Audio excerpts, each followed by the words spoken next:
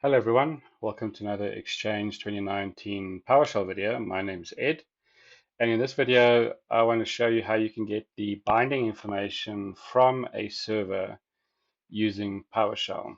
Now, I'm sure you're aware that on Windows Server 2019 or 2022, on the graphical user interface, you can go to the IIS admin page and you can view the bindings. However, to do this on server core, you don't have the IIS snap-in that you can run, and you have to run it from another machine, or you can do it from PowerShell to get the information. So what the script does that I've put together is it imports the web administration module, and then it goes and gets the binding on port 80 on the default website, and also the bindings for the Exchange backend.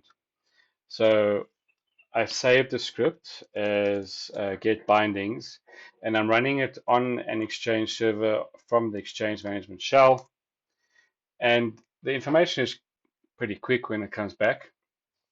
Is you can see on the default site name, we've got the standard star for HTTP, and then your HTTPS obviously is not bound to an IP or a name or anything.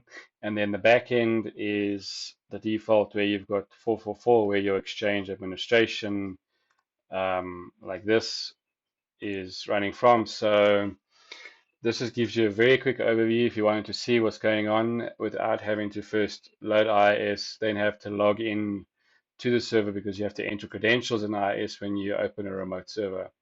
So I just put something together, thought it might save you some time if you want to see the bindings.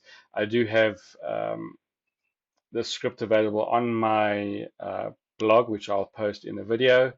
And I'm also going to share how you can update your bindings with the certificate if you have to renew it using PowerShell as well.